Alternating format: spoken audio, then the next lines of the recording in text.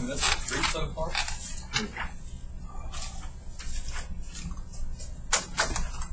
Number on the agenda, I just wanted to bring Chris here, and I'm sure everybody knows Chris, but I know sometimes you may have to deal with Chris on some issues, or hopefully all complaints go to Chris from now on.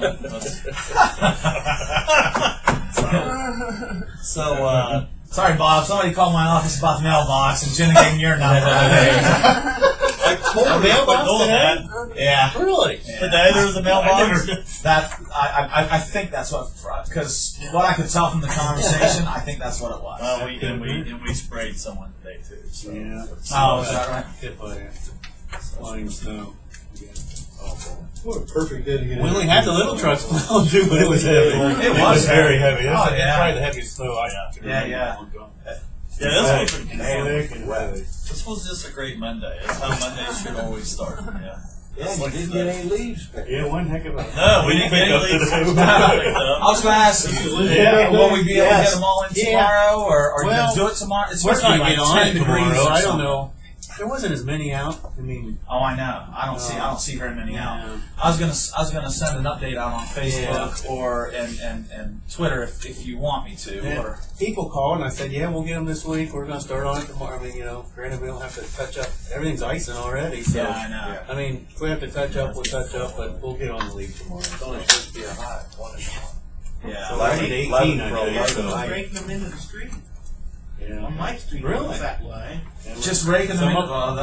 That's We not found how a few back in today. Yeah, that's right. Gutters there, storm sewers there. Well, I think it was at one time. What else? I would like. We're just blowing right I into would January, like to just say February. one thing, Chris. I know that you had a big part in getting that piece of equipment Granville Oh, Township yeah. was. Yeah. I'm gonna tell you now, just like where you did there on 13 down to the city limits. Well, that since sucker is nice. I think It the opens up introductions a are lot. over. Everybody knows Chris. I'm not the guy in the red down there. What? No, I said my name's Chris. Okay. Were you saying something Do you have there? anything, Dick? No. Oh, okay. Have anything? Well, since everybody knows Chris, and we can talk about things a little bit. He has some ideas, that we're looking at. But these are pictures that he took of the boom mower, and the first two pictures are Franklin, and one is before we how it looked before we used the boom mower, and the next one is after.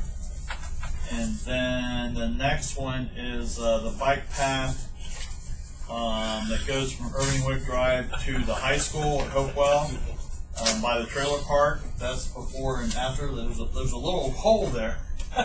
Yeah. And then the last picture is Good job. the boom mower itself and how we were using it along the bike path again behind the fence. So it's a heck of a piece of equipment, that's for sure. And if you want to order us one today, we would take it. What's one of those things cost? Well, a new model, that one's probably 8 years old. A new model of that particular type is about $130,000. Wow. Yeah. It's actually 2 feet higher reach than what that one was. That's an 18-foot. Now they're actually doing a 21-foot. 21. Wow. That was Granville Township's. Travis Pinkley is their, I guess, street director out there. He was an ex-city worker for Heath. So I talked to him about some equipment. And he said, "Well, you can use that if you want." I said, "Well, what can we trade? I mean, we can't buy it, rent it from him." So, we were They're going to use our. potentially our Durapatcher, but I don't think he's in a big hurry. I mean, he said they didn't go through a lot of coolness, so I think he just, it's the option was there. I don't think he's really probably going to use it, but it sure did help us out. It's funny how you took these pictures and in the after shot, just how do you get the sun shining? Well, one was early morning and one was. He always waits for the light. Yeah, you got to get that. Yeah, there you go. That is amazing. But it's something that helps the parks and it helps the streets too. They can just tell them some places you used it and what we used We it tried for. to we had it for 3 weeks, so we tried to really go everywhere we could. Not only on the trees, like out on Thornwood, where you got the deep ditches and that. We can normally only make a pass off the road there. this was actually able to get about 12 foot and stuff that we probably hadn't mowed in 3 or 4 years, 5 years really, and get with it. So it was nice. Keller, the same way, since they repaved, not Keller, Irving Wick West out there before Thornwood. That berm's kind of a wide berm, but there's a drop off there. We haven't been able to get tractors into that this year. He was able to mow that. But the one, I don't know, where it reaches over the wooden fence at the bike path, that's really nice to go back through there. That was part Yeah, of and that's always a pain for us to try to do that by hand and all that stuff, and we can get that knocked down. That's nice. We did the bike path. That was on Licking View Drive. Yeah, by we the did all curve Licking View, all of high school. Franklin, 13, towards Newark Corporation of 13. Right. We really almost did about every road a little bit. And did we do behind some guardrails too? Or? Yeah, we caught behind some guardrail, he'll reach behind guardrail on So if we can get it from them, 3 weeks every year or something, that'd be great. But Yeah. we'll have to make sure we can, if they need our dirt patcher or whatever. Oh, sure. We can help them out that way. Yep. But that turned out to be a really nice thing for us this year, and we got us caught up on some things. Our signs, it's been a long time, and we have signs in. In fact, we thought we had them all in, and well, they are all in. We thought some were missing, but we found some. Right? they got us some additional ones. Right. And before we purchased the signs, we received a list from Jobs of getting all the street signs in the city to make sure we didn't miss any. And then John Groff has that same list here. And I think we took the list from Jobs, right? Is that the list that we got originally, or from John's office? John's office. So we got it from John's office. Well, when we received the signs, you just assume they're all right. And as the mayor, the first time I learned about it, the mayor taught us in Piedmont and Kimberly Port were spelled wrong. And we have a problem with E's and I's in the city. Time before E, except that. We all missed that day in school. I don't know. Or when it sounded like A as in neighbor or way. So when I took over the street job, I don't know why I didn't notice it before, but as soon as I took over the job, I started seeing the Licking View signs, and they were spelled V-E-I-W. And I was like, I don't think that's right. So now we're in the Piedmont, and we spell it P-E-I also. Yeah. So They're on order. we called, and the original batch that Jobs and Henderson did was done through a company called Roadtown. We use Osborne sign. And they've been really fast on the ones. We were short some Huber and that. We've got them already. It's 2 weeks. So if they're as quick on those. okay. Yeah, what was weird is our computers. What do you say to them? It's a map that's generated from Jobs and Henderson, but it had Piedmont spelled P-E-I.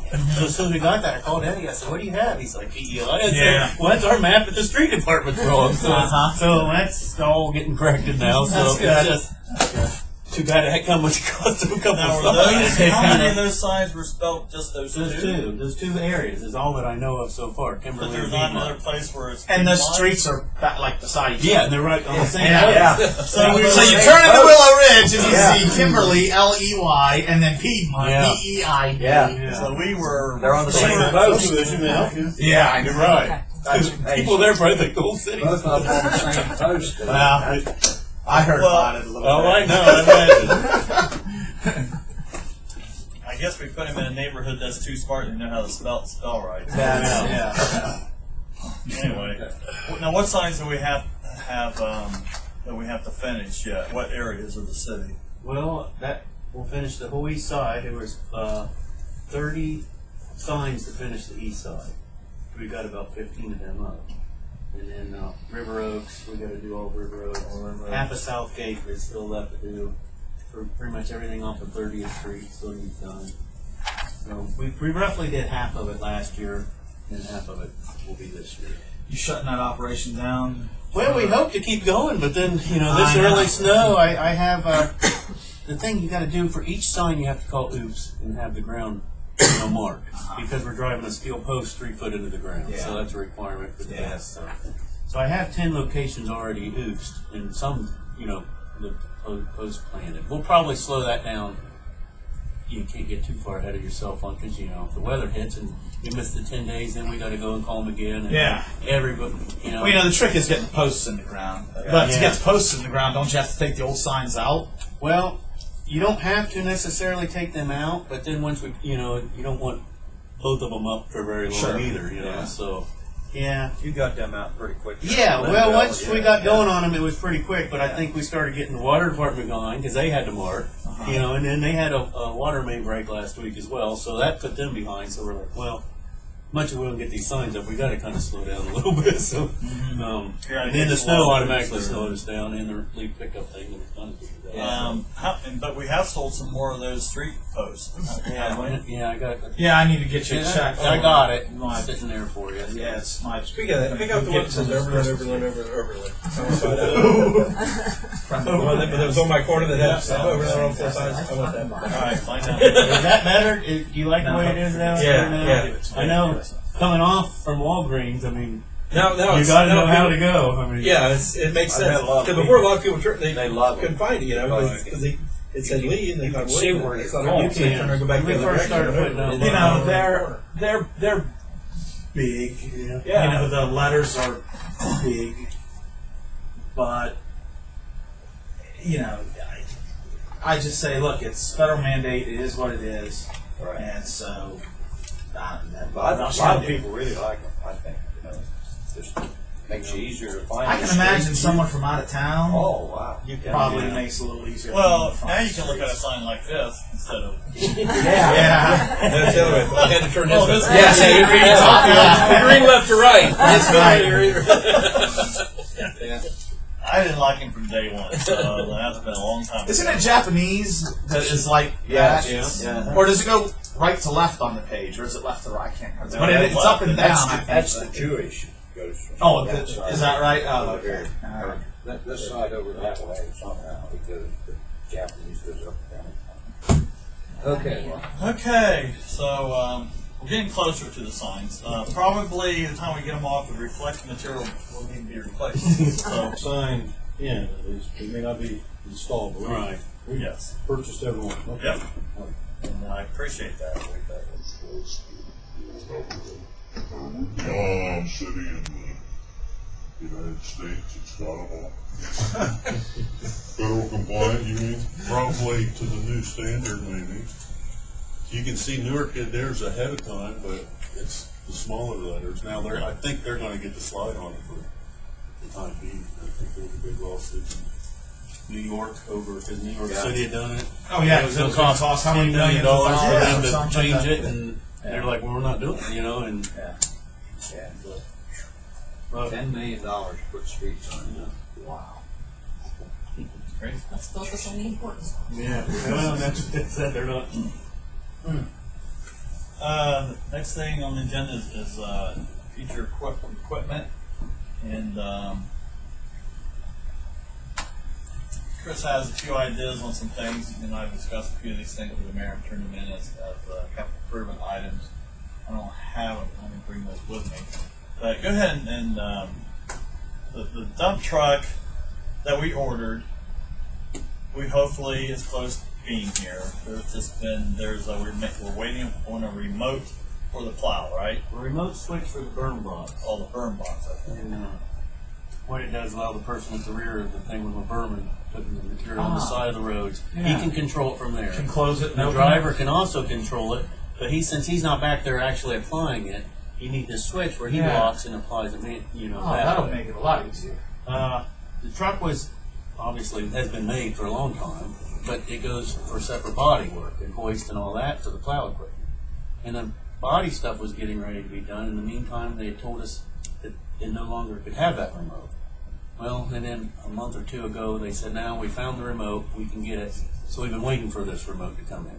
So now it's the point, well, do we want to wait for the remote? Because now it's winter. We need the truck. Yeah. And it can be ready for winter. It's just... We'll pay for the truck without the remote, as long as you promise Right. to give us the remote. Yeah. The remote controls the Just, yes, just for berming in the summer, really, so. Okay. That's what the holdup has been the last So night. no value for streets, some for snow, plowing, right?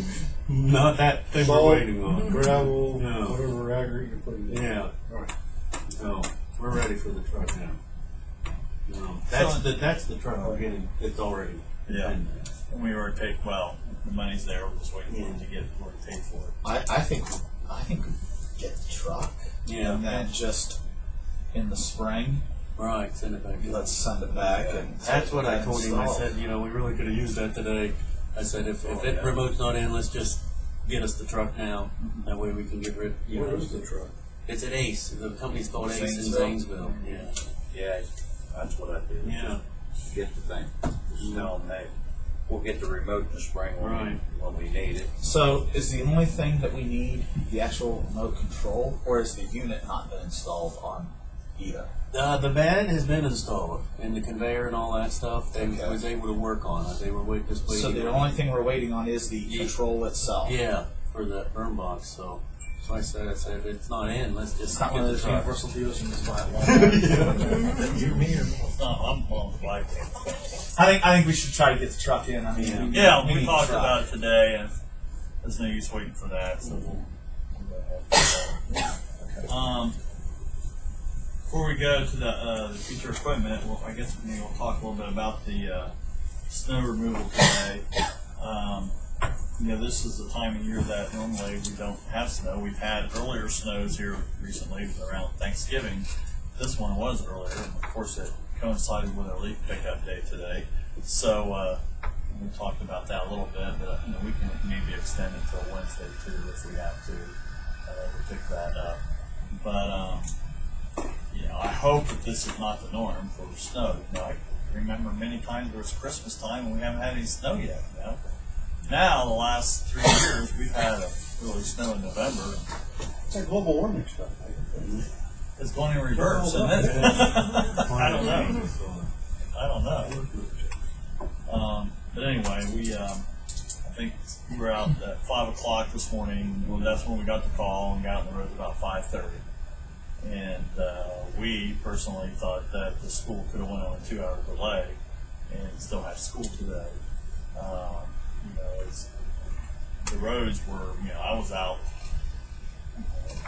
8 or so, and they looked pretty decent to me. A couple of subdivisions were a little suspect still, but you could get a bus through there, that's for sure. And the temperature was 32, 33 degrees. It was melting fast once they put material on it. So, I think maybe we'll talk to her and talk to Trevor a little bit, and giving Chris's number, and maybe they can kind of talk to each other a little bit. Maybe. Have you met Dr. Thomas yet? I did years ago when he was athletic director. Oh, okay. Yeah. Okay, but not since you've Not been since, in your no. role. Okay, all right. Yeah, let's have that meeting. On the future equipment again.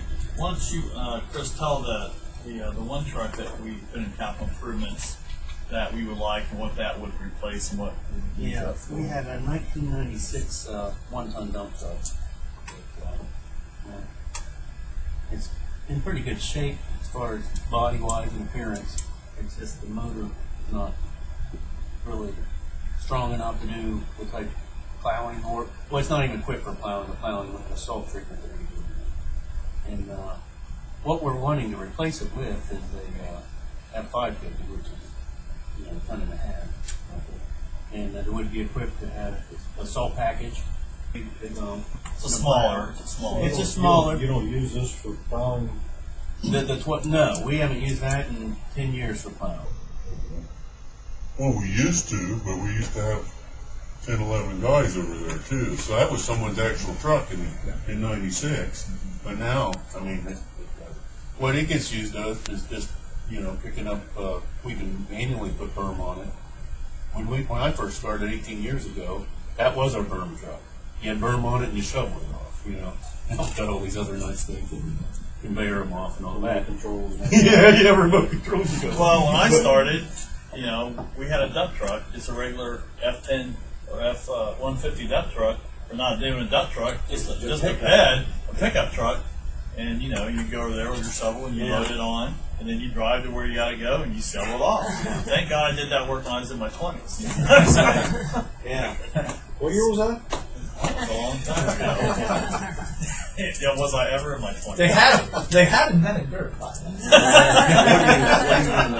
I was checking to make sure they Well, had a dump truck. Actually, we have sold on that. We have, more and more cul-de-sacs now. Yeah. And those are kind of, little tough to get the bigger trucks into, in dead-end streets. We have all those off of Heath Road, Franklin. It'd be really nice to have it's still a powerful enough truck, but small enough to go down those lanes really well. And then you can not only plow it. Currently, we drink like the foreman's truck. I can plow those streets out, but I don't have any means to treat on it either. So you can treat it then. And then, and the other reason we would like to have that truck is with that dirt patcher we have, we can put the same aggregate in it, and dump it into the box of the dirt patcher, and it puts the little shot out and all that. And the dump truck we use with that is fairly big too. It's a 1989. So we could tow the Durapatcher. Tow the dirt patcher with that, yeah. A little more powerful. Oh than yeah, that. yeah. We would. Seems like every dump truck we should own in this city ought to have plowing capabilities. Current standard plowing capabilities. Yeah. So we use parks guys and Right. streets guys. They'll have. Any We particular have model? plows. Well, this truck in does parks. have a plow, but it didn't have the salt, spreader and all that. So all the one scale. ton can do is push snow, It could push snow, and but it can't put anything down. no, But this 550, right, it can do that. it would. Yeah, the way we'd equipped it would. Any particular make or model that you're looking at? Well, yeah, I have it. I did too. We had one for an intermediate international, and then probably was leaning towards F550. The Ford, yeah. Diesel? Diesel, yeah. 6.8. State bid? Wow. State bid, I think they quoted me at 38,000, 39,000 on that, which was about 15,000 less than the international we showed you. But the bad package, which would have to be done at the same place, would be another 20. So we use the same plow? Or is it a different plow? It would have its own. It would come with a new plow, not the old plow, not the plow from the '96 vehicle. No. So the 38,000, that's with the plow and all the packages and stuff on it? That's or just the add-on? the truck itself without a bed, just the plain bare bones. Without truck. a bed and without a plow. Without a bed, plow, anything. Bed yeah. is 23,000. How much is a plow? That's included. That's the whole package from Ace would be 20. 23 Yeah. with the plow and the bed. and the spreader. And the That's spreader, just okay. what they equip. That's what they do. Okay. And the truck itself was 39. So we're at 67? Yeah. 61. Yeah. 61. 23 and 38. 38, 23, yes. Yeah. 61, so. That's for That's something. everything that you'd be able to Pull use. the dirt patch. You'd be able So to. Bob, can spread the parts that department material. use the 1 ton? Because there's nothing wrong with it, right? I mean, It's mechanically, it's solid. Does it leak? Well, yeah, I don't think it leaks. I'd have to see. Compared to our flatbed we have now, which one would be better? would you like to drive it around as your personal vehicle? Not really. I like to be able to It's park- bouncy. parking spaces. All that stuff. So, anyway, Chris has a few ideas for things that that we would like to see over time. We're hoping that I know our budget maybe next year will be a little bit less than what we had this year, but hopefully things will pick up someday, or we'll be able to probably get some more money in the city for these capital improvement items. But it does make it nicer, our jobs easier, and things will be better if we can get certain things, especially a lot of those cul-de-sacs in areas. So, the other item, and I just talked to John Groff briefly, and I think the mayor has on the crosswalk that we talked about last time. And John just very quickly just said that he did the research and they just decided that it wasn't needed in those areas. And that's He why said- it wasn't included, kind of. I remember him also saying that at the time that intersection was redesigned,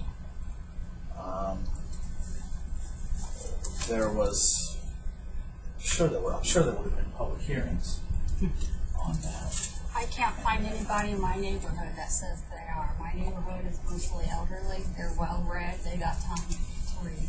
They've signed my petition asking for it. There's notes I've looked on your council. There's people been in here asking for it to be back installed, ADA requirement. So the notes that your secretary gave me, these are just very brief from your meetings. People's been in on the safety part of it, and there are no notes on what's been said on that. So I also asked for the as-built plans to see why they took that out. Was there a safety reason? Nobody can prove that. I'd like to see that map that's done. You know, is there a reason the state says they have to take it out when they widened it or anything? It feels like a bunch of good old boys got together and didn't tell the community. No, that's not what happened. Anytime that you'd like to come in and sit down in John Groff's office during business hours, any documentation we have on the project, we'd be happy to make available to you. I requested And the it. state probably would have a listing that hearing was held. Oh, John God. said that hearing was held, I am quite confident. Was that an ODOT project, John? Do you recall at all? I think it was. No, I think we did it Wasn't it? ourselves. We did it. We did it. We had Job's design it then, is that what? But the state wouldn't have anything into it then. At the time, we were spending, we couldn't wait on the state, and we were going to line them, and so we were doing it out of our own money, and mostly, doing it ourselves and stuff on a lot of these intersections to get lined and stuff back then. But I don't remember a whole lot about it. I mean, I know, because like Kruger owned had the dentist's office there at the time and stuff, and so he, they took some land from him and stuff like that. And then, of course, the school was going out, or was gone, and everything. And then we had the thing with the Englefield and that property, swapping ground and doing all kinds of stuff and everything there, right away and stuff. So there's a lot of right of way issues and things like that at the time. And then the placement of trying to use the foundations of the arms and doing the two T arms there as opposed to additional mast arms and stuff. But I don't know. John should have a set of plans. I mean, what their names. Okay. And really one of the meetings that you should go to is John's meeting. He was involved in Well, that. and again, what I'm saying is there's no Or reason to just wait go for a to John's meeting. office, yeah. Yeah, Yeah. there's no reason And if there's for a you to wait for the situation meeting. where you're Come not in there. able to make it during down. regular business hours, I'm sure John would be extremely accommodating and would be happy to sit down with you after hours. There's no reason for anybody here or then to have hid anything from anybody. None that I can see anyway.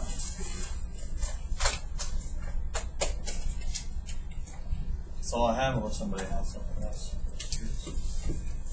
Chris, I want to say the guys did a good job today. Thank you. That snow was heavy. It was heavy. And it was coming down, for a while there. I think they did a good job. We were just lucky enough that they kind of forecast that a little bit Friday, but Friday was only 1 to 2, so it's like, well, it's still took some doings because we had this leaf pickup thing, but then Yeah. but it only took us about 20 minutes to get a couple other trucks, rolling together. So yeah, it worked out. Good. Bob, under future equipment, was it just the dump truck is the only item you were talking Well, about? there's, or I missed something else? if we had. There's other somebody items give me on a- his list that he submitted to me, but I think that was one. Yeah, that was the big one that we we were hoping to get for 2015, but, our grand, we would love Long-term to have, wish list is- excuse me? The long-term wish list? Yeah, the Christmas list of forever, and then we'd like to have a new bucket truck. It's getting older, and our sweeper, both of those we've had some problems with, and someday they are going to have to be replaced. We're doing what we can to keep them up, but those are large expense items again. I usually put them in capital improvement as a 2 or a 3, just so you know that we're thinking about that kind of equipment. Chris, I'd be interested to see if you can AEP, I would imagine, goes through bucket trucks like water. Thank you. Sorry. Can you do some research on what a used bucket truck would be? I mean, I know when our street department needs it, we need it. Right. Which makes it tough to have some sort of situation, say, where we would rent it from down the street. But that's a lot of money for a new one, and it's not used that much.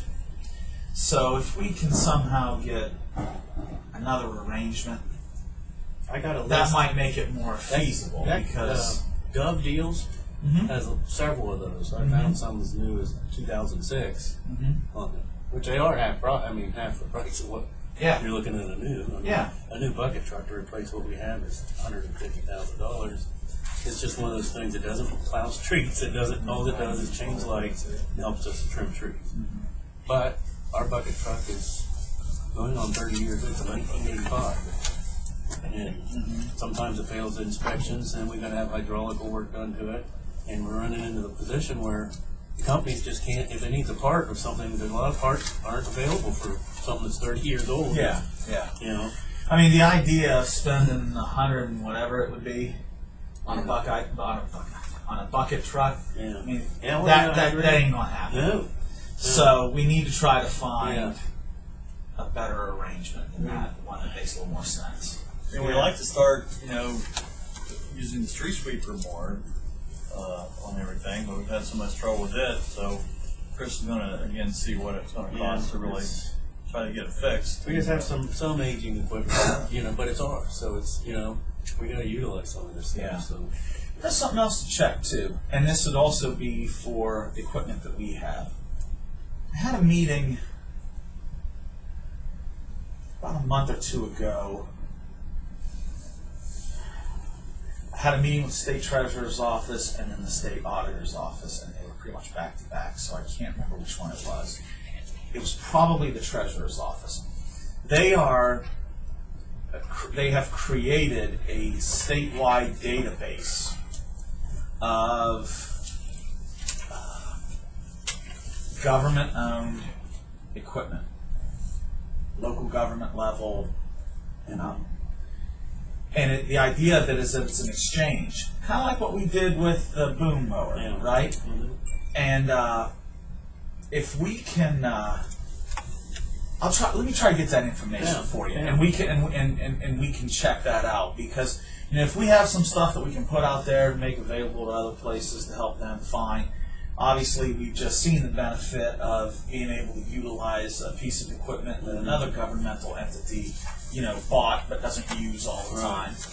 And so even an arrangement like that, for something like a street sweeper, where we say, hey, for 2 weeks we're gonna clean the streets. Yeah. And so we go and we get one from somewhere and we use it, and then we return it better than we found it, and it gets the job done, and without us having to plunk down the money to buy it.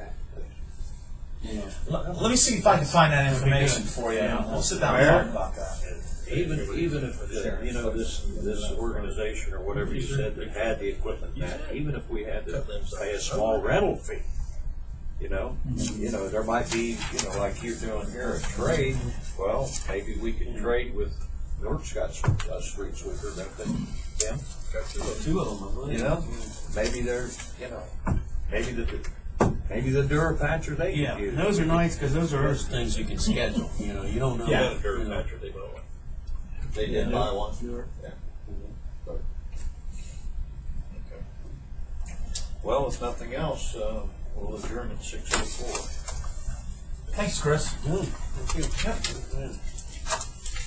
You have Chris's number, Bud? Yeah. Yeah. Whenever you get on the committee or whatever, like I said, if you're working Back time on of the day or call whatever, and that's not convenient for you, Right. Okay. I did with Dave on And, doing I'll just ask John to. Hopefully it's not for a couple of 3 more weeks yet. I hope it's not. I hope Yeah. it doesn't Take a seem look more. at it. Okay. All right, we're ready. We will call Parks, Recreation, and David Shai to order at 6:05. First item is the art roof being completed by. And I think I reported that the last time I was here that the roof was being worked on. It is done. It was Have a good night. All right, thanks, guys. that fixed our roof and street department. So See you tomorrow.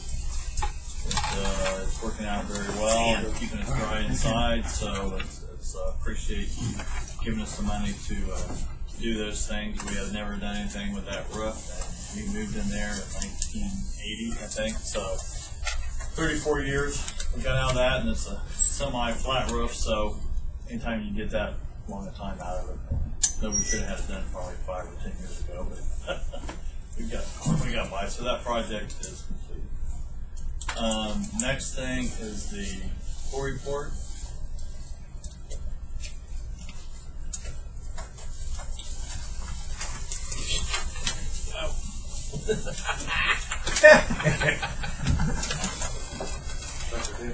It didn't want to release.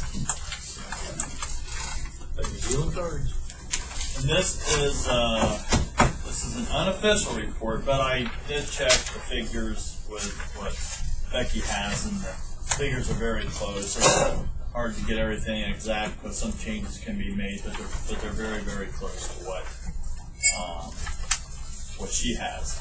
What I didn't include in here was the debt service of what we have paid this year. This is just to show what our operating costs were for the pool, but for your information, we did pay about $16,000. I have written that or somewhere. We did pay around $16,000 of the debt service ourselves this year, but the debt service was around $144,000. So that's a difference of about $126,000 that the city will have to pay on the debt service. Look at our operating costs. We'll just kind of go down the column. This is a comparison from last year to this year. And some of the things in 2013 and the memberships, we didn't have the exact number, just had some totals. But if you look at the totals, it's about $2,600 difference between what we brought in 2013 to 2014. And that is memberships purchased before May 1st. And the total membership rate was down about 11,000 from the year before. So that was a drop. But usually when you have a drop in memberships, the walk-in rates are a little higher. So if you go down to the total walk-in rates, we brought in $186,091 compared to $173,885. So that was $12,200 difference, which pretty much makes up for the memberships that we didn't bring in. Concessions were about the same, brought in a little bit more the year before. If you look at miscellaneous, you'll see that in miscellaneous in 2013, we had a total of $37,761, and this year we had none. That miscellaneous was the insurance money that we received when we had the storm. We were shut down. That's the money we received from the insurance company. So that's why that is different. Pool rental, it was down about 1,000 from the year before. Swim lessons were up a little over 1,000. The way the Red Cross is doing, we have to pay for some of the instructors, but with this system, they're putting the burden on us to do a lot of the work, but we do bring in more money from the swim lessons.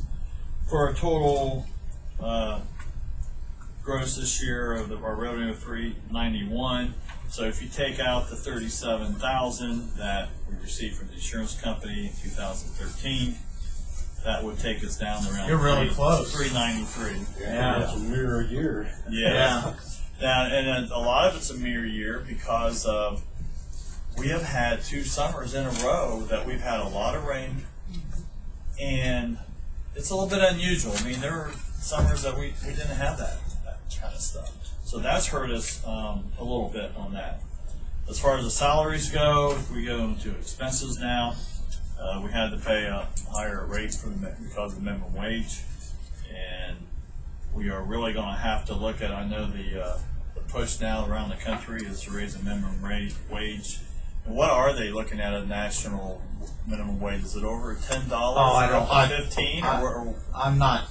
I don't know that anything will get pushed through Washington on that topic right now.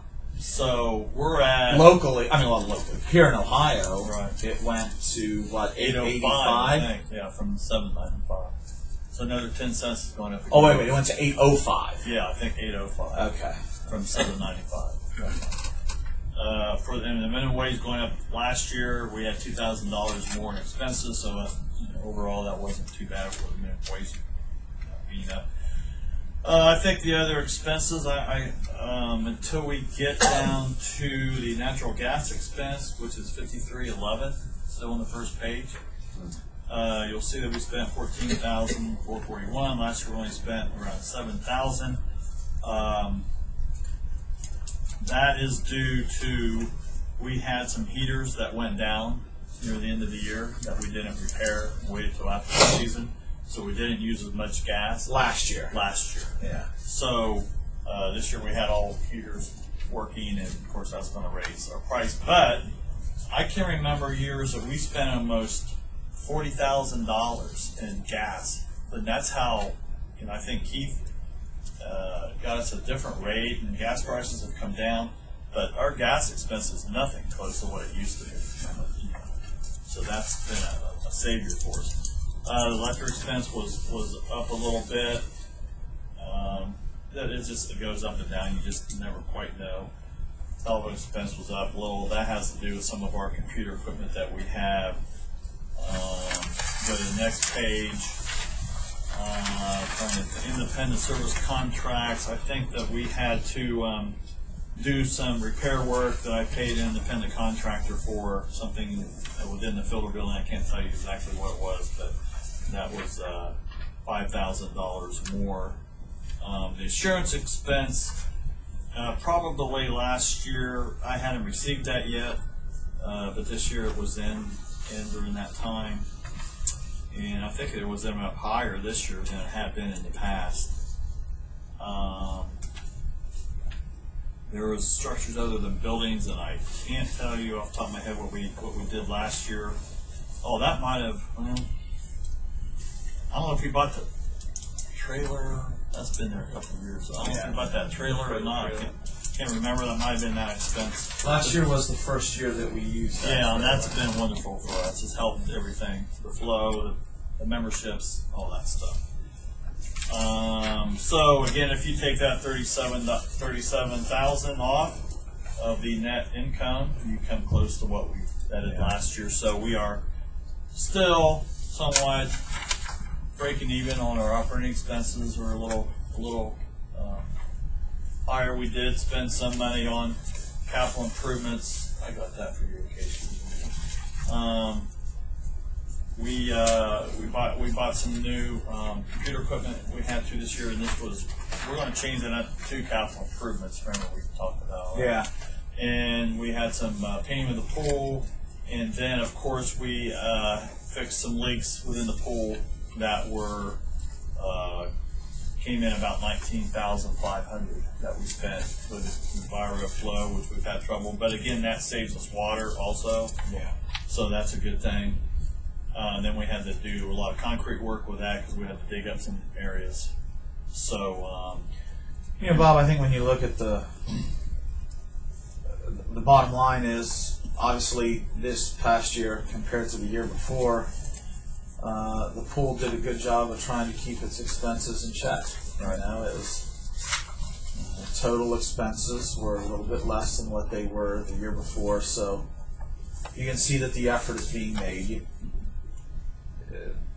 You can't control the weather. You can't control some of the other things that go on that maybe draw attention away from coming to the pool. But the thing that can be controlled the most, they're doing a good job of trying to control it. I don't think anybody can say different. if we could have a good summer, that will increase our revenue. Of course, our expenses will increase because of paying people to be there while we're open, and we'll keep looking at how we can cut some of those costs. But I would like to see us have a good summer to see where we stand, because I think the mayor feels the same way, that people that have the opportunity to go to the pool are probably getting less and less. We faced that at one time when two parents in a family would work. You know, it used to be that someone would be home, but it seems like a lot more people are both working. But it seems, Or there's only one parent at home who's working. You're right. And it just seems like, our attendance is dropping some, and I just think that's the times. Kids are involved in so many more things now. You've got summer travel, baseball, basketball, ping pong, volleyball. I mean, it's I don't see heaven how people- forbid you go swimming on, 12-year-old kid can't go swimming when they've got to have a travel game that day. Like they don't have the energy to be able to do both. Yeah, especially travel ping pong. I've been looking for a league. So, I'd like to have a good year to see what kind of where we're at, and that might give us an idea what the future will be like. We had the weather give us a break one time. Yeah. And This is the third year in a row that it hasn't. Oh, I know. We're very good every day. Right. So we'll see. But any questions on the pool report? What does a good year look like? A good year used to be 500. This is gross. 525,000 to 550,000. The first year or so, we brought in 600,000, and now this is the first year that we've never hit 400,000. So it's a little alarming. But the first few years that we were open, we did the whole paving project back there, which was like $150,000. We paid that right out of what we made that year, and then we have paid since 2002 up to 12 years of the debt service, which is probably around 1.5 million that we have paid back of the debt service. Now, last year we fell short, and this year we're definitely falling short. Hopefully next year we could make some more money, but it used to be that we would gross 525, 550, and probably after paying the debt service, which is $144,000 a year, we could pay the debt service 100% and probably have 30,000 left over from that. So those were the good years. Was this after the improvements were made? Yes. Before the improvements were made, we were subsidizing it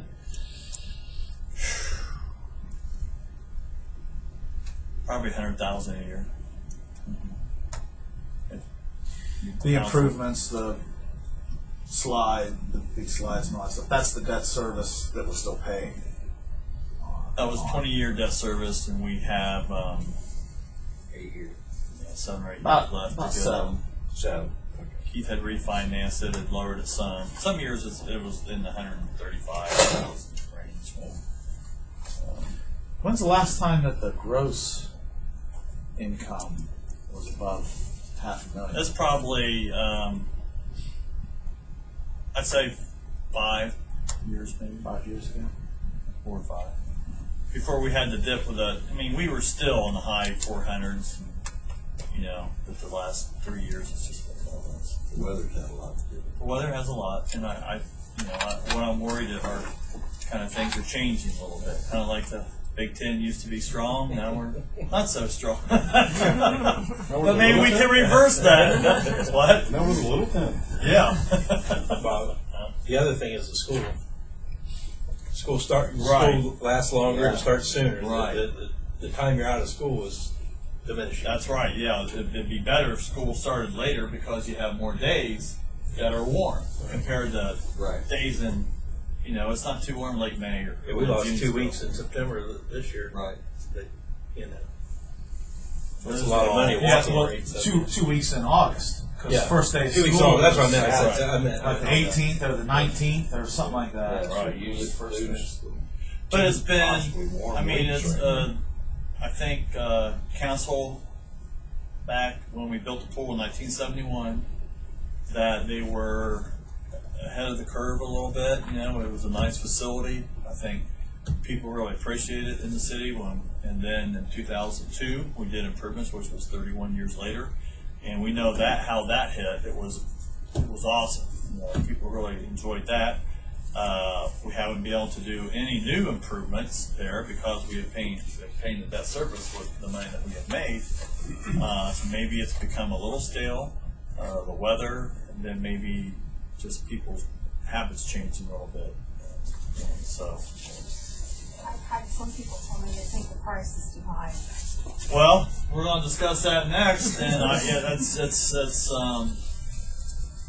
you know, you heard the report. We can't pay our debt service, so how do you make that money up? You know, we did lower something last year, but if you go to a lot of pools, I've seen, especially if it's a non-resident fee, as high as $500 or $600 for a membership. And for what we offer for a resident of $220, I think it's a pretty good deal. I think it's a really good deal. I think the memberships. Yeah. I'm not sure you could find someplace. I'm not sure you could find a municipal pool where you can get a membership as competitive as that, unless it was just totally and completely subsidized and Right. not at all expected to try to be self-sufficient. That's In the walk-in rate, the walk-in rate was $4, I think. Is that what you're talking about? The daily walk-in rate? The walk-in rate? Yeah. Well, there's a fine line with the walk-in rate that if you want to try to have repeat customers. So where is that threshold? We've kind of decided if we went to 10, that might be that threshold where people won't come back and repeat that. Should it be lower? Maybe. But would we make up? Would we have a lot more people come to make up for if we dropped it down to $7 or something? Would we have enough people to make up for that? I don't know. I don't know. I think that goes back to our people's lifestyles changing, where they just don't go to the pool as often. If somebody wanted to go to our pool, I would definitely say buy a membership, because that is a pretty good deal. But I know if you go there and family of 4, you can put out $36 or something. But we kind of looked at, we're not a Ryan Dot, we're not, but a lot of those pools at one time were over $20. So we tried to keep it in single digits. But if you want to kind of go into the pool rates, we're going to look at that. That's something we can discuss here a little bit too over time. To what you want to do with the pool rates. Is this something you want to raise, or do you want to keep them at, or do you think it'd be a good thing to drop maybe the walk-in rate so we get more people? Yeah. Do you think there would be any way to have a compromise where, for the person that maybe couldn't benefit from a full membership, you could say, okay, this is the walk-in rate, but if you buy like a package of 3, you're going to get a little bit off per day. You can choose your 3 days, or a package of 5. Right. So you don't want to make it too much so that it ruins your membership. So people say, oh, well, I probably want to go 10 times, so I don't have to buy the full membership. But maybe up to there's 5 days or something like that. something where you can pick and say, okay, That's an interesting idea. But the trick is that way you're attracting more. Yeah. Okay. Dropping the walk-in rate, putting a package together like that as opposed to a membership, will lose us revenue if we can't have more people come into the pool. Right. And part of what Bob's talking about, and we've talked about this probably for 2 or 3 years now, the dynamic seems to be changing. That whether it's $9 or 9 cents, doesn't seem as though people are going to the pool as much. And there's, various factors. I think, single parent homes or 2-parent homes where both parents are working is a detriment. I know when I was a kid, my mom and dad would both be at work, and I could still ride my bike halfway across Lancaster to go to the Miller Pool. There's no way in the world I'd let my daughters ever do something like that today. Not even if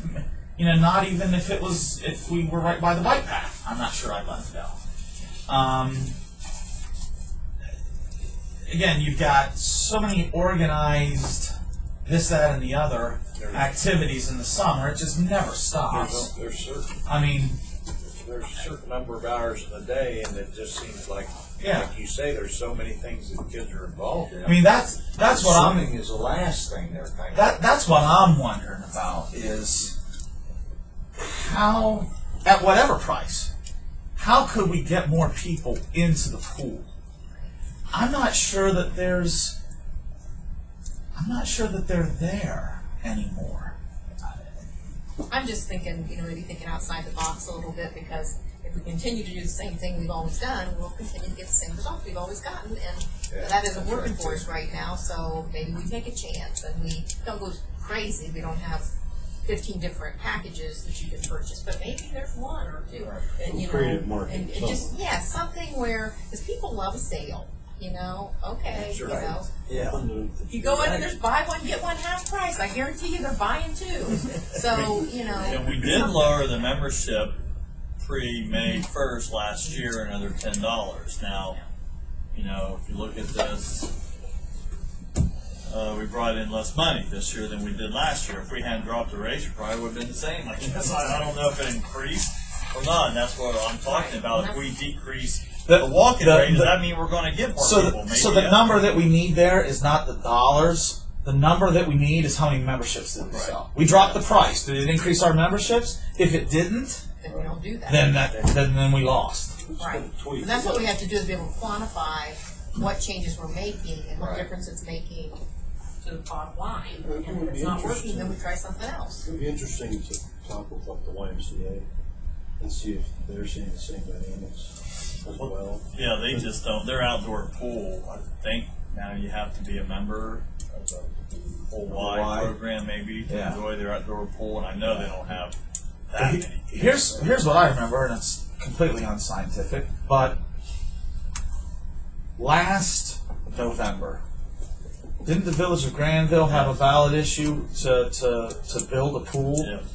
And there was an article that was in the Advocate. I know we were quoted in it. I think there was maybe Hollander Pool, YMCA, something like that. None of us were saying, woo-wee, our business is outdoor. None of us were saying that. And I remember that issue was resoundingly defeated when it was on the ballot. So my sense would be it's not just us. Right, it's kind of duplication of services. I've always said we have a really nice pool, but if Granville puts one in, it's really going to hurt Granville and it would hurt us. So, we don't need it in the area. It was kind of the big thing. We were lucky. We were the first ones to do it, and we benefited from it. It paid a lot of our debt service back. A lot of people loved it. I mean, it was good to be a councilman back then, I think, because people loved it. They really did. So those people appreciate that, And even if you have to subsidize, I've always said this, even if you have to subsidize some things, as far as recreation goes, not everything's going to pay for itself. And you have to give people something that's enjoyable, in our community. Our bike paths, to me, are one of the greatest things that we've ever done. Because you see all the people walking to school, and I see people, I'm trying to think of the word you can say in 2014. They are weight challenged in some way.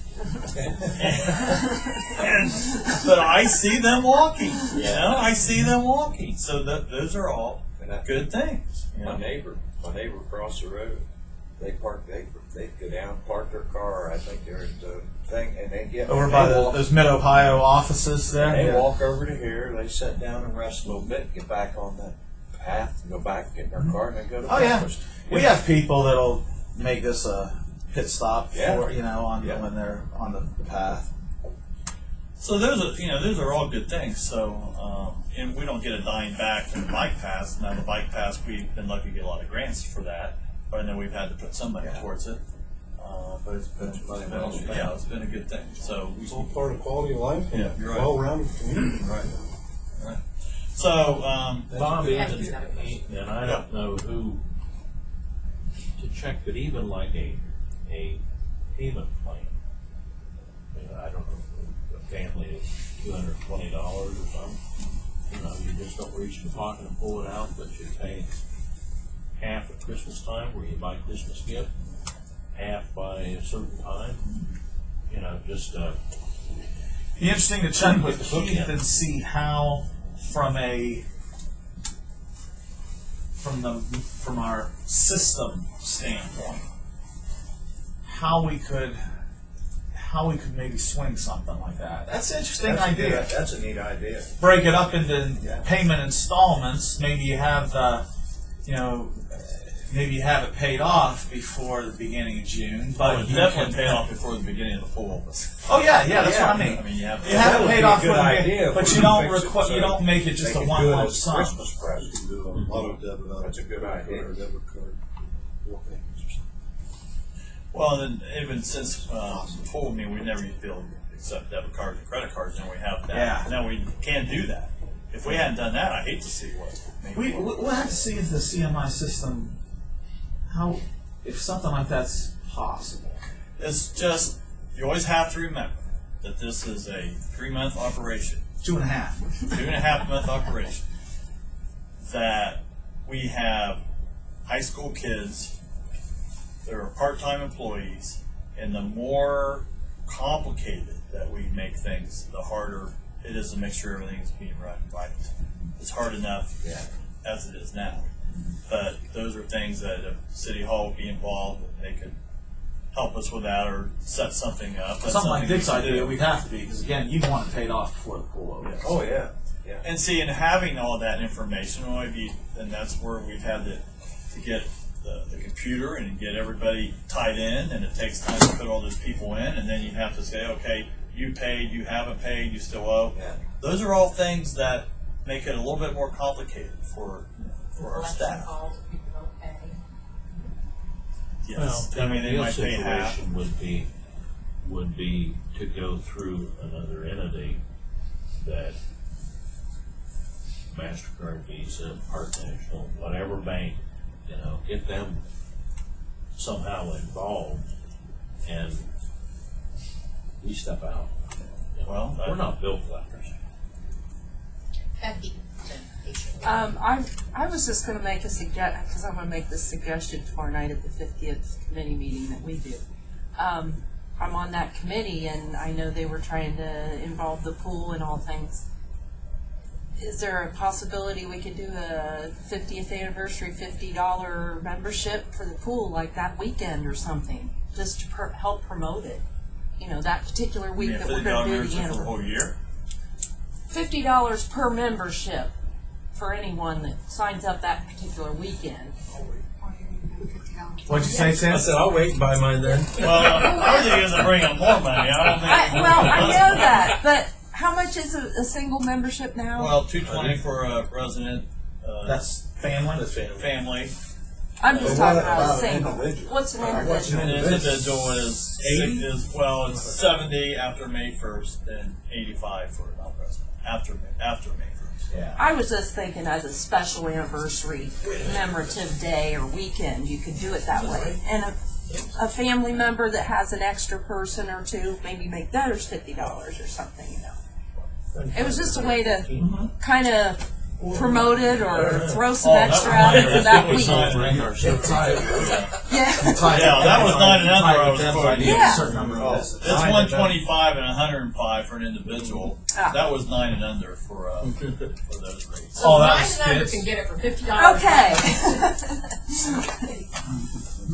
You could try in kind of what you were saying, Deb. Yeah. $50 will get you 10 visits. Yeah. Yeah, like a gift and I card think kind that of thing. could. That might work better. Well, I mean, what are you giving them? You giving them something they bring in? Like a card. A card. Well, okay, Yeah. but you have a card. You got to make sure it can't be counterfeited. You got to make sure everybody at the gate knows that this isn't counterfeit. It's got to be stamped a certain way. It's got to be made out of a certain kind of paper. Because if you counterfeit those things, we will lose our butt. So anything like that, Have to be well thought out. well Yeah. thought out. And you probably want to make sure that it can only be for that one person, otherwise I buy 10 and, you know, Well, I guess that may not matter. Because if you buy 10, we sold 10 no matter who uses it. Well, Our system allows for that. Doesn't?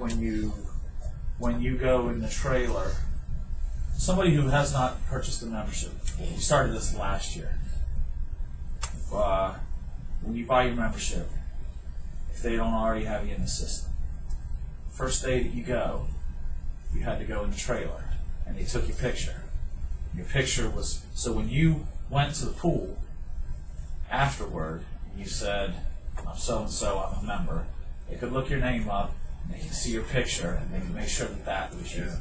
That's good. So that capability is already existing. Okay. Thinking outside the box, but last year, and I know we didn't have any labor costs, but we made like $7,000 in 3 hours on there. And so that tells us we've got a lot of animal lovers in our community. What would it take, and I don't know any of the logistics of it, but if you had another little pool over there, just set aside, fenced off for people that want to bring their dogs that don't have access to one. This is another capital improvement item. Wow. How much did you guys make that day? It was about 7,000. 3 hours. Wow. We had a lot of good sponsors. Well, yeah, sure. You know, Yeah. She had a lot of people too. Yes, we did. I know one thing, but wife and I will be back again. It was- We really had a good time. Yeah, I mean, it's just neat to sit there and watch it. It just did. Yeah. I wonder, my hope was always that when we started doing the dog paddle, that one of the byproducts of that was that it would expose the pool to more people, and then the next year hopefully have more people come, like during the regular days when you can swim. Right. I'd be curious. I don't know if there's any way we'd be able to figure this out, but I'd be curious to see if it has had that effect at all. I don't know. Yeah, I don't know either. Because a lot Sort of of agent people. poll. Okay. People come out. Yeah. We've got several more items on the agenda, so if it's all right, we'll move on to the next item. We're doing the pool. We already did. We'll continue to talk. I always meet with Rhonda and Ann. Yeah, we need to sit down with them too, and we'll keep working on that. Shelter house rates, and I think I made enough for everyone again. We have really good shelter house rates, I think. I'll just let you know.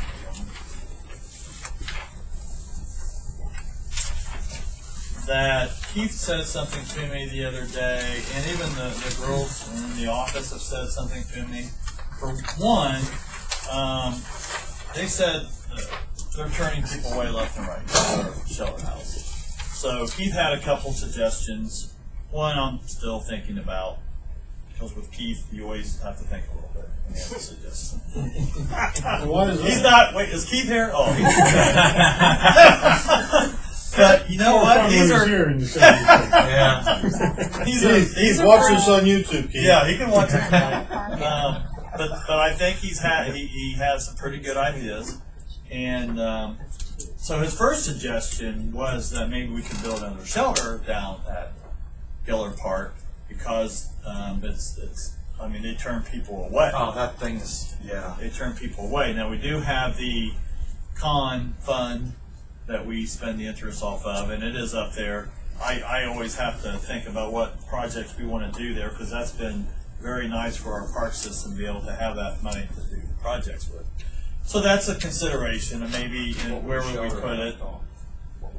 Well, I looked back when we built this, and that's one of the first things we did. It was early 80s, and because of construction, you have to have someone put it together. I think buying the building itself was almost $16,000. I think we probably had $26,000, $27,000 in it At that time. at that time, and that was early 80s. Yeah. So you can imagine it's $40,000, $50,000 for the same thing. But that was one of the things that we did notice we needed right away. Along with that, he says, you really haven't raised your rates, and I think we need to look at the rates. I came up with some ideas, and I'm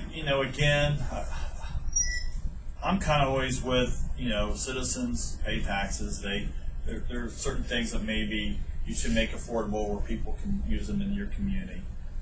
But I know we're always looking to raise the revenue. But what would you think if we raised the con shelter house, which you see what the rates are now, to $50 Monday through Thursday, $75 Friday, Saturday, Sunday, and holidays, and then the senior citizens group? When we used to have an active one here, and that's why that's in here.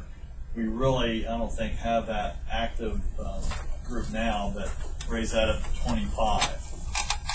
So it's basically over a 100% increase, but it has been 11 years.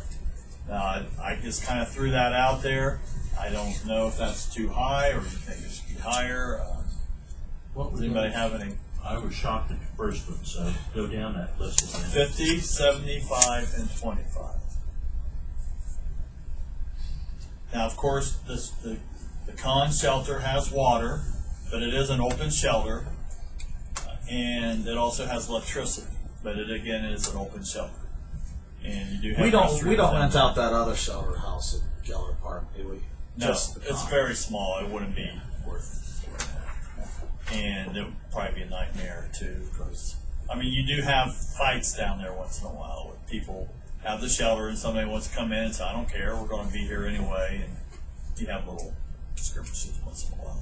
We used to put when they rented it, we had a paper we could put out there and have on the shelter. Well, that didn't last because people would break stuff and throw it away, and it didn't matter. So, when they come in now and they have your paper with you, and if you have a problem, call the police. And as long as they show that you have it rented, they can tell these people they have to go someplace else. So, so what do you think of those prices? Is that something that you want? Now, this is by policy, and it's policy that the mayor and I can set. That's how it is. It used to be by ordinance, but now it's not. But I always want council approval before we would do anything also. And it's something that we don't have to change right this second, but I think Heath wanted to have had it done before the first of the year. I think if we're going to make a change, I think it's important to make it before the first of the year. Yeah. My personal opinion is that's probably biting off too much at one time. Heath is right. They are rented constantly. And in particular with the Hoback Park Shelter House, I know that we will have a Parks Department employee called out at a 3-hour overtime minimum to make sure that the shelter house that was rented on Saturday at Hoback is left in a good enough condition for the people who are renting it on Sunday. So it's not as though we are without expense as it relates to the renting of the Hoback Park shelter house. But if we're just talking about con, which is a concrete slab and a roof, I agree have that electric and water there. Though. Yeah. We do have that. I agree that the rate should be increased. My opinion is that's biting off a little bit too much at one time. Would you like 40, 60, 20? I would say that's bingo. That's all right. I watch American Pickers. I shoot a little high. I had a question. All these both say all day, Monday through Thursdays all day and Friday all day. Do you have people?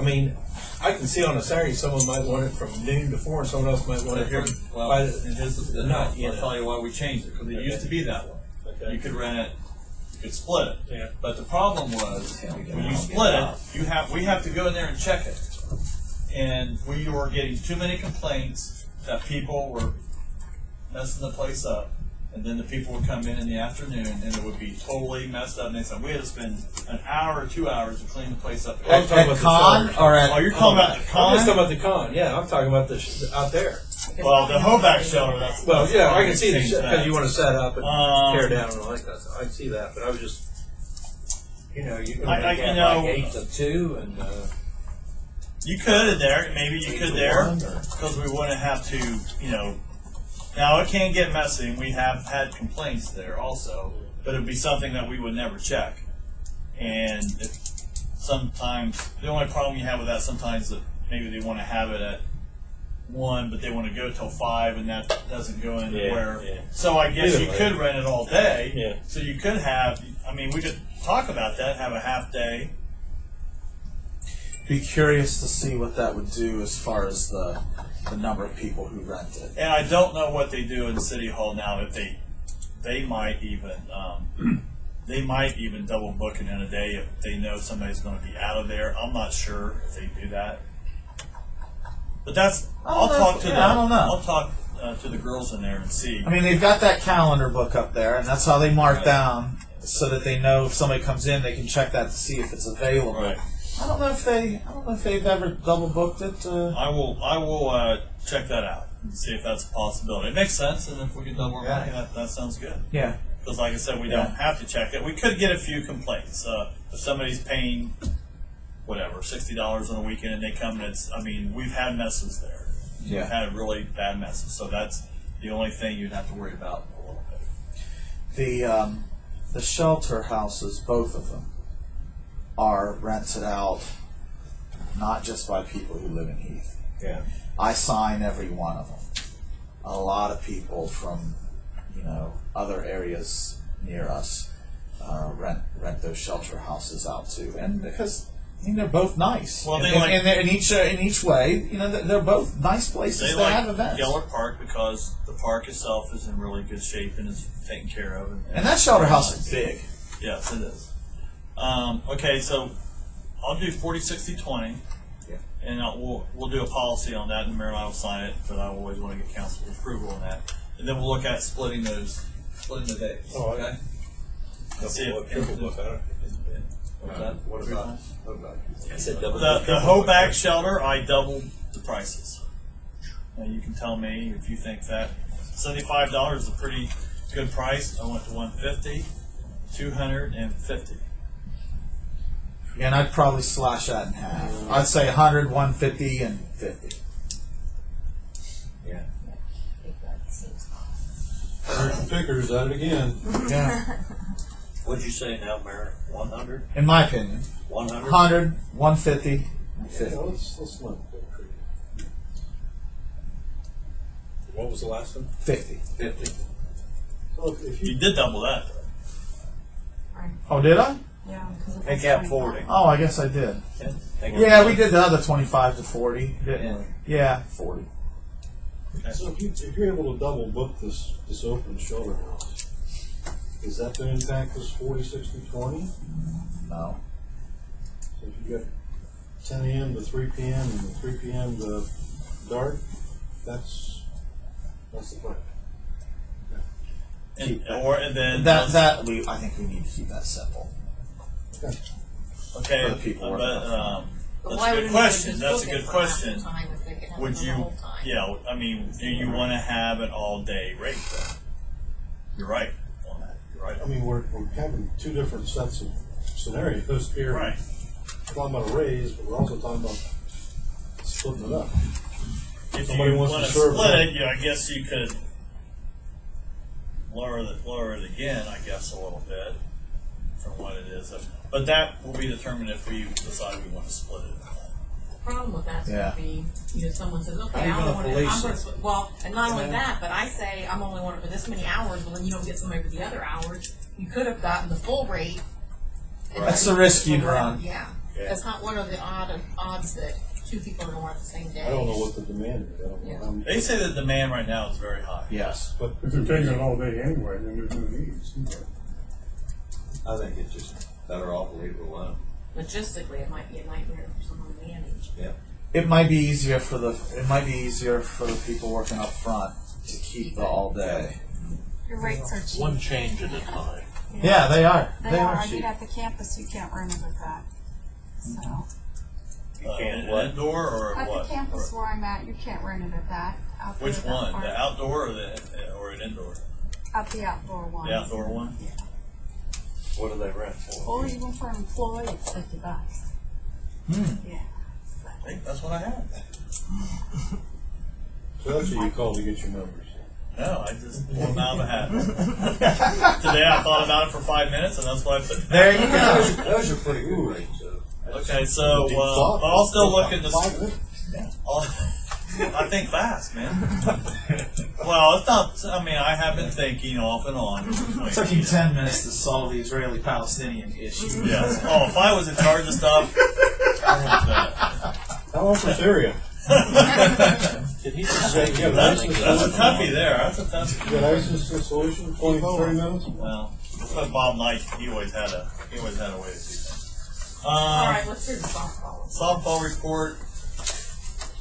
I don't know what that is.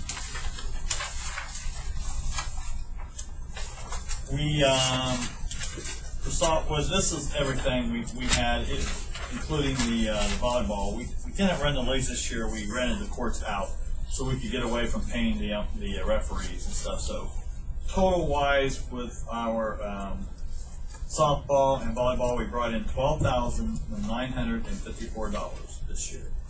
And we had expenses of $5,806. That pays for umpire, softballs, supervisors. And we had a net of $7,148 for our league fees. Yes. Yes. I'm not sure, correct me, are we guys the only game in town for softball?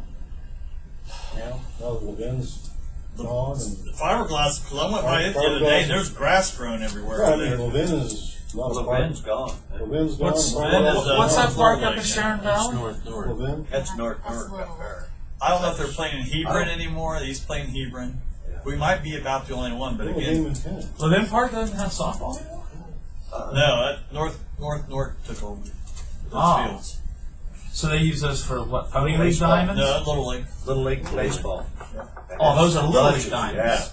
Yeah. So they got the Little League diamonds over there by near where the Rotary Park is. Right. And then there are also Little League diamonds down there at Levin? Yep. That's Yes. the ones that They changed that they're when my under the kids were in lights Little back League. there. They play the games back there under the lights.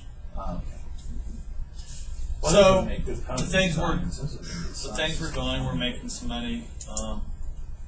What are you charging for softball?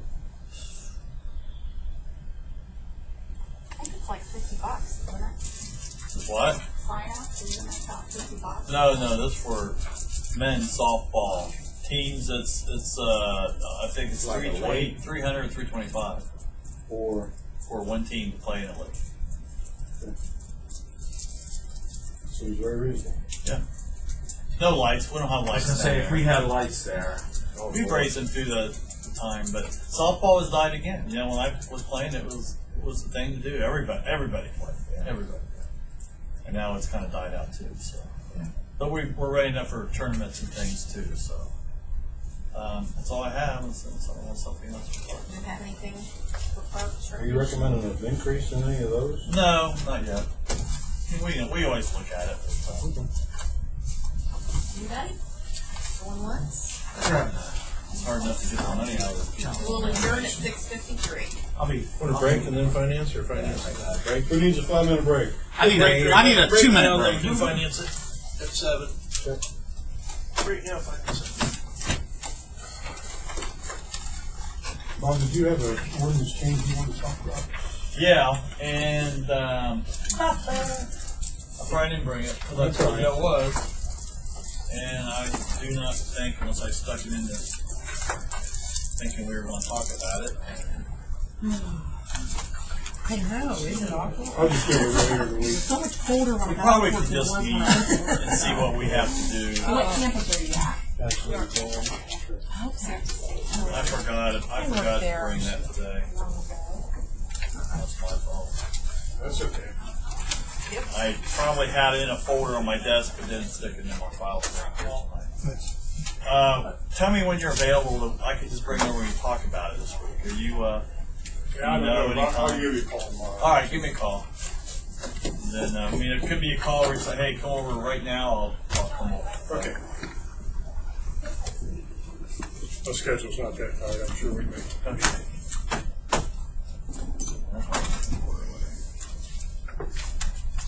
Had my eyes dilated a little bit ago, and I'm feeling weird anyway. I probably made a mistake. We're going to owe around $126,000 in debt service after what we paid. With 16 $1,084 we're on about. What's the balance on that? I mean, And debt service, We got about we have 7 years. We still probably we got about 6 or 7. After this one, we got about 6 or 7 years left. I can't remember. Heath refinanced that. It was either 2010 or 2011. Yeah. I mean, we probably would still have to pay about $700,000. And it was one of those deals where it was 20 years, but then halfway through you had an option to refinance it for the remaining 10. And rates being as low as they were, that's what we did. So after this year's payment, it's either 6 or 7 that are left. I think we originally borrowed about close to 2.2 million, something like that. in good shape when that's done. Yeah. Yeah. Well, we're having trouble Need to just. redo everything. Yeah. Yeah. Well, yeah. I mean, pools there's a lot of maintenance. There's a lot of maintenance. And things can go wrong. Just need a big bubble over top of that. Let's talk about that all the time. And then Craig's going to be leaving in, I think, 2 years. 2 years from September, maybe, or 1 year from September. I'm not sure. We're trying to train Ronnie on that, or if we get a new employee for trainer when he leaves, that person might take it over. In the February or March. Craig White's retiring? He said he's going to leave after his 3. Guy has his 3 in. Yeah, sure, we all want him to stay. Rehire? I don't. It comes down to the pressure of, and it is pressure of the pool. The pool is a lot of work, and something goes wrong every day, and you have to deal with that every day. And I think he's ready not to deal with that anymore. I think when you always leave your job, you always think, I don't have to worry about that anymore, like the budget or negotiations for you or whatever your job was. There's always something that you just weren't crazy about, and I think he kind of feels that way about the pool. Now, if I could find somebody that maybe take his spot, or I'm talking about this thing, he might. I think he just probably wants to do other things.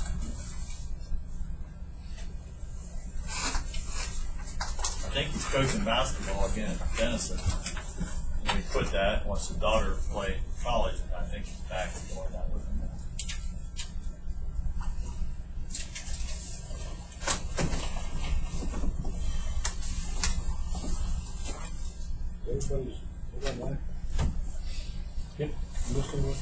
Everybody have one of these agendas that? I don't think I do. Yeah. We can just leave that. Any of those pictures. Yeah. To look at. I need one. More heat than I want on that side. Did you get one done? Everybody got one that needs one? I got 22 lights. It's going to be 40, more than 40 feet back. Get the English in 40. I think that may be If you get it too far back, Heath was out then today, like- so I didn't get a chance to get with him on this agenda. I'm not even sure when he put it together because I didn't see it. Yeah, called me this morning, said he was, it's blue bug and didn't know. Yeah. Just still getting go to the light. They don't put 40 back up, put it over here. We ready? Yeah, All right, we'll start with finance at 6:59. We've got 4 items, legislative requests, $44,500, business income tax refunds, you've been anticipated. Correct? Any comments on that?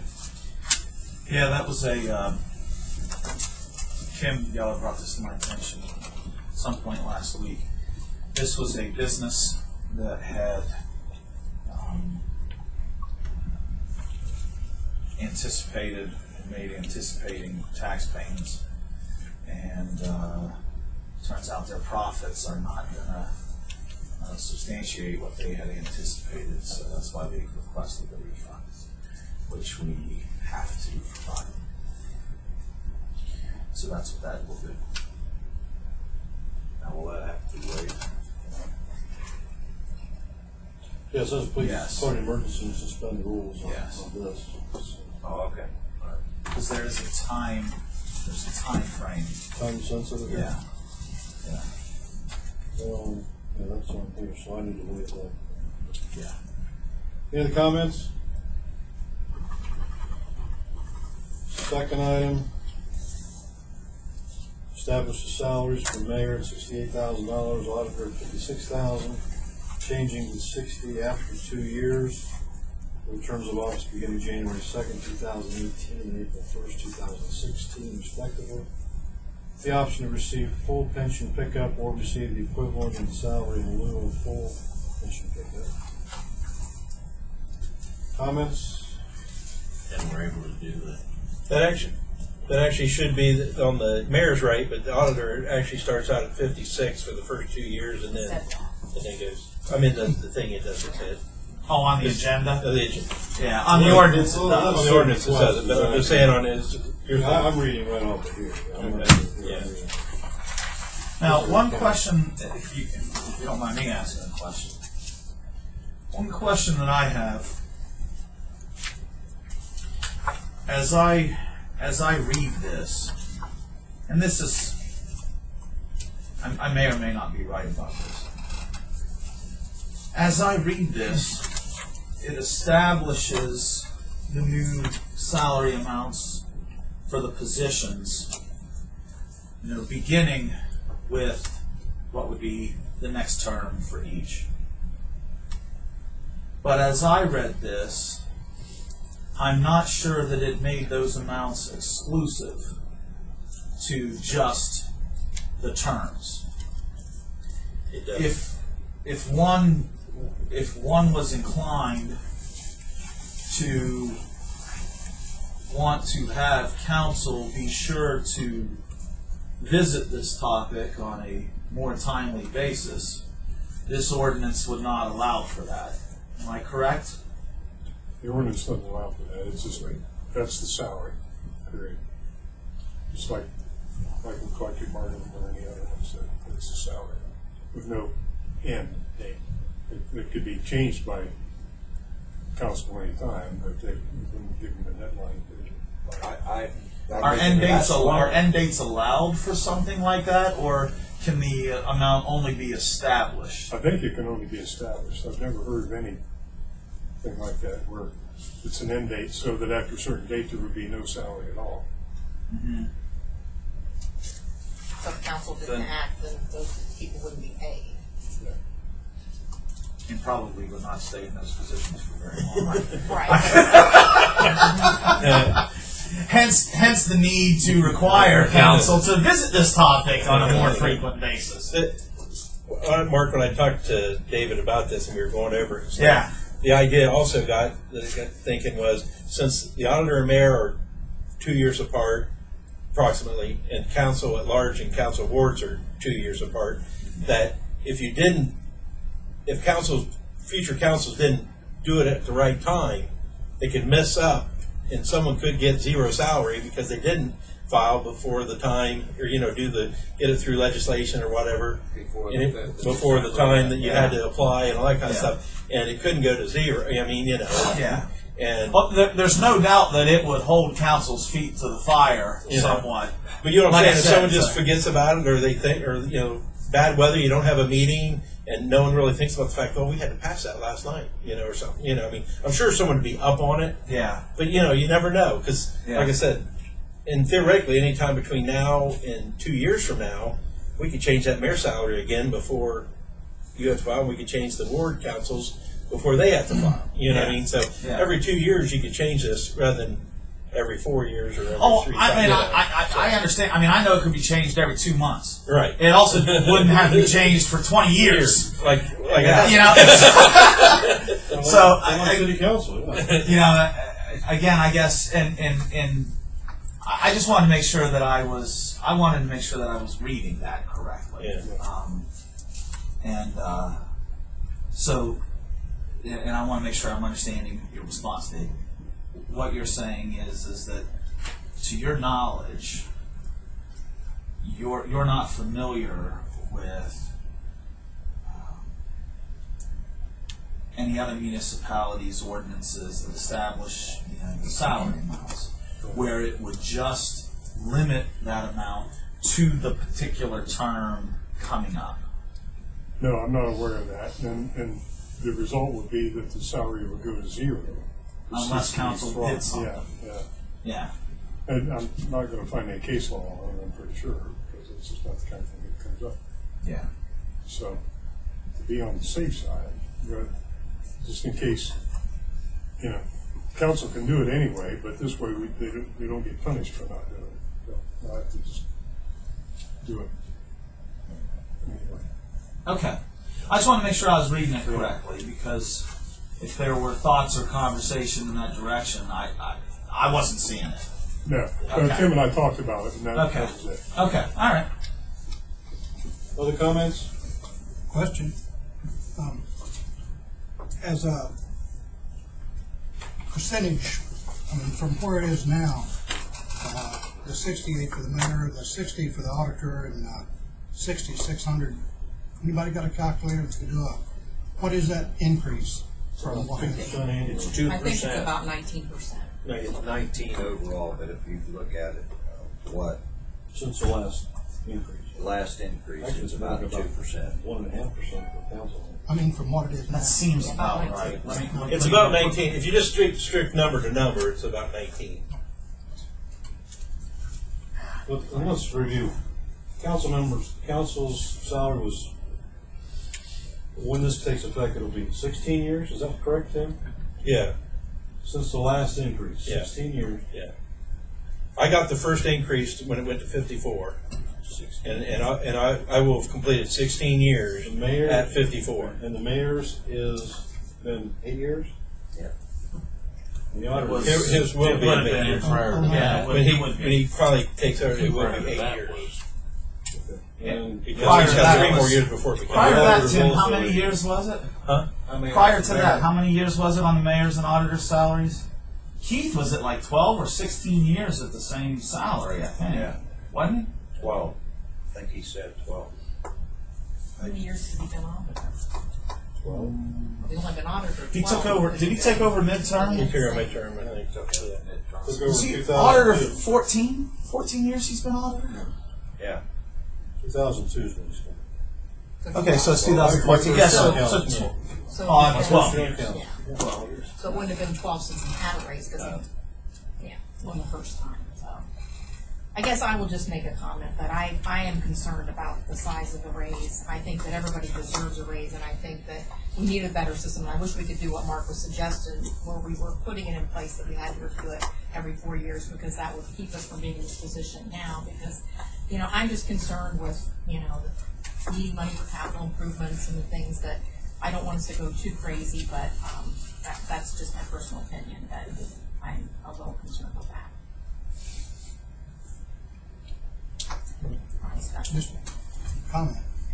I got a 1.5% raise last year. It was the first one since 2000, and I got a 1.7% this year. That's where I'm at.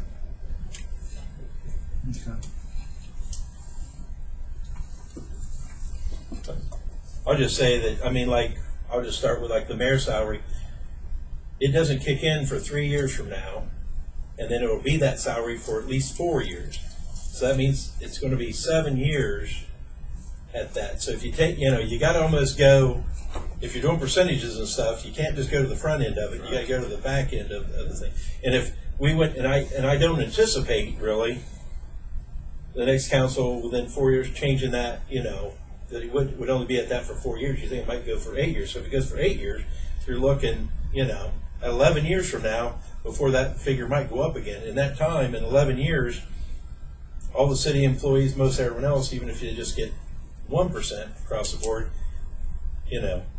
it's But that's 1% on top of 1%. right. That's what I'm saying. It's This year is not on top of. right. It's just the And I anticipate the same thing with council. I don't anticipate the council things to change Just for calculated 8 to 12 years or something. So if you I didn't bring mine. amortize it out over, 20, 30 years, 16 years at 1 8, that's 28 years.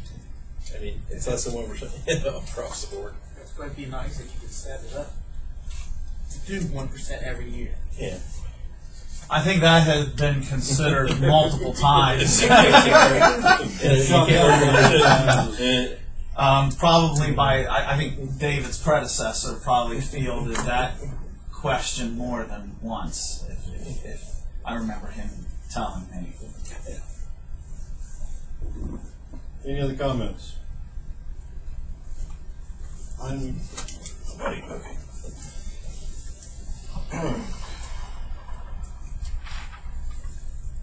Next one, establish salary for council $6,600 for the terms of office that begin January 2nd, 2016 for at-large and January 2nd, 2018 for wards. Other comments on that?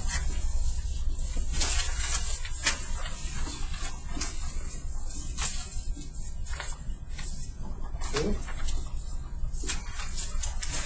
Fourth item, state EMS grant funds, $2,500. General fund to the EMS supplies, just a transfer from the council. So, comments on that? Come on, Brian Johnson.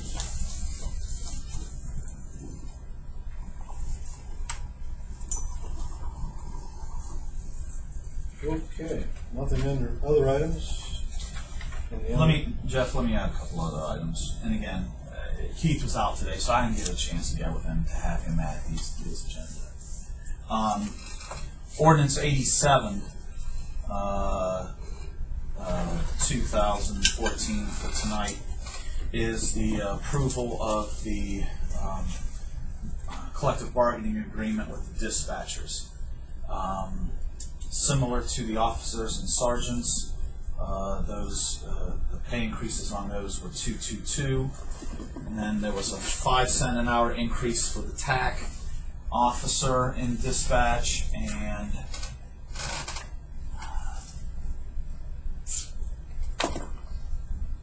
five to 10 cent increases for second shift and third shift in the dispatch contract.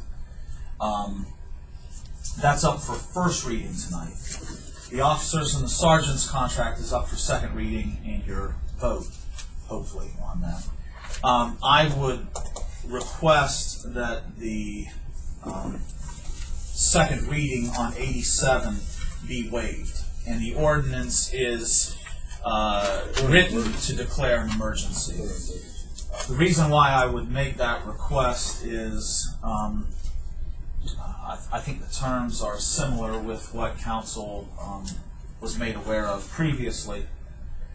And also, Debbie Whitefield in HR asked me to make this request because there's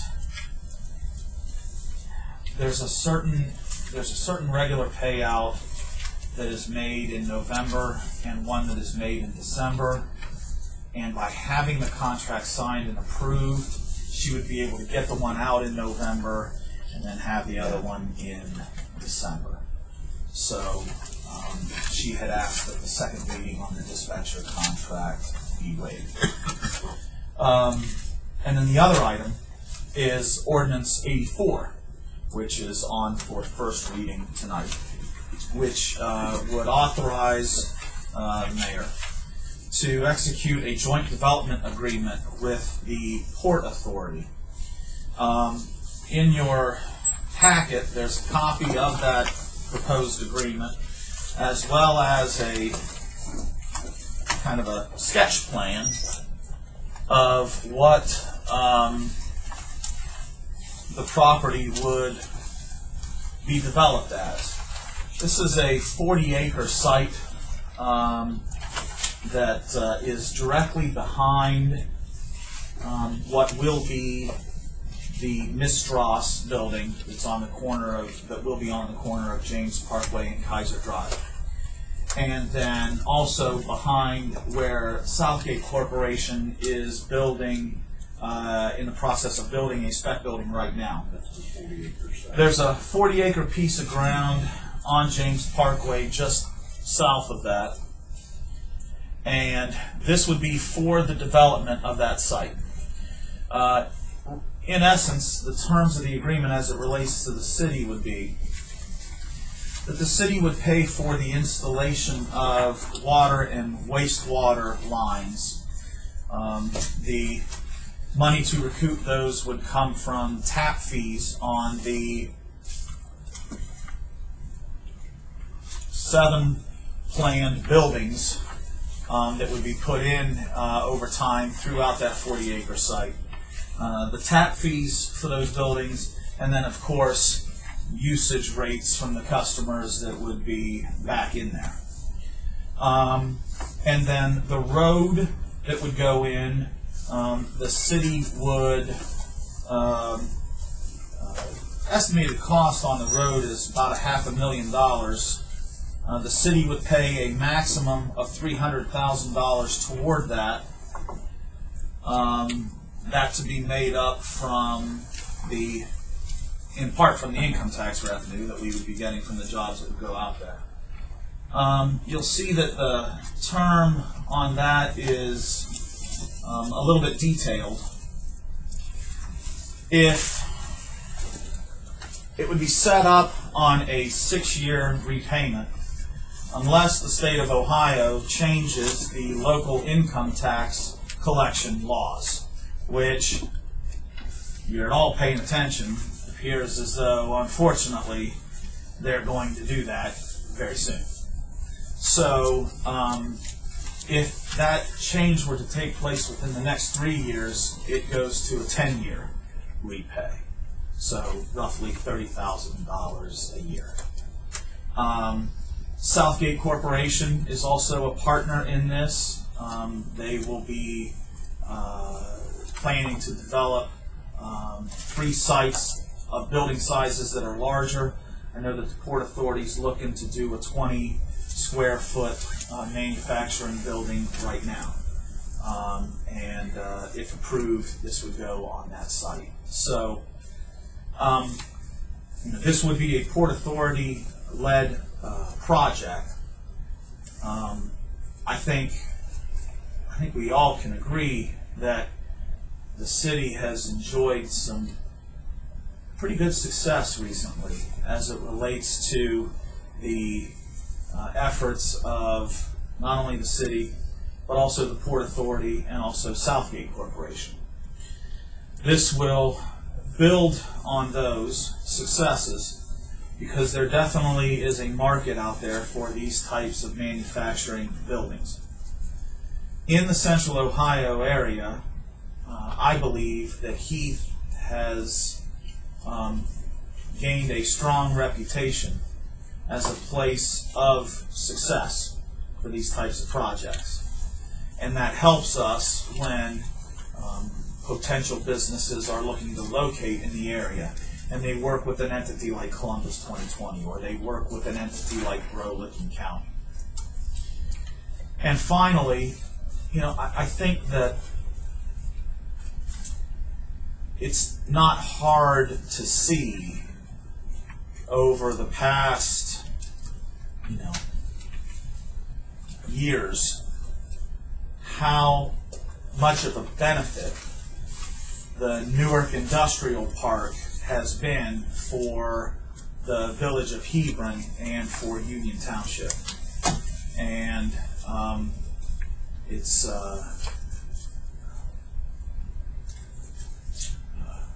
I think that moving forward with this plan and this approach, in essence, this park within the park concept, I think gets us toward that type of model. And it's of note, if you're not already aware, Jack O'Neill passed away, I think, late Sunday night. Obviously, we all know him as a driving force in the development of Heath in the Southgate area, a residential area. Southgate Corporation also was the driving force behind the Newark Industrial Park. And the success that it has had over the years is a testament to his vision. And if you ever got to talk to him, even in the short period of time that I got to know him at the advanced age that he was a nice guy. He was a great guy to talk to and to be able to be with. And I think we're all going to miss him. I think that I think it would be great to be able to take this step with the Port Authority and with the Southgate Corporation of today to help begin to build in Heath what he did so very well down in the Newark Industrial Park. So that's up for first reading this evening. And that's all I wanted to add, Jeff. Thanks. Looks like the items have been tabled, we've addressed those, correct? The first one, the second one, we kind of went back to committee. We'll talk about it later. Anything else for finance?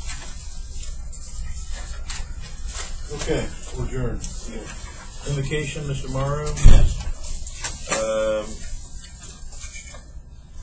Okay, going down to introduction of ordinances. 82, you say that needs to be waived? So Kramer did that. Please waive that, yes. And I'll do 87 as well. Okay, you waive that also, okay. Now, going back up, 83 can wait, 84 can wait, 85 and 86 can wait, right? Correct. Okay, we'll hold all those.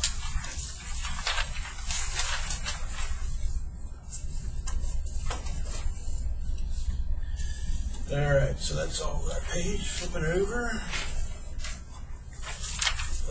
Collective bargaining agreement. Who wants to do that? Okay, quickly. There are no resolutions on first or second reading and a report to city officials. Anything else for caucus? Anyone there? Yeah, Joe, I don't think we're here. Let me just bring you up to speed real quick on the dispatcher ordinance. After you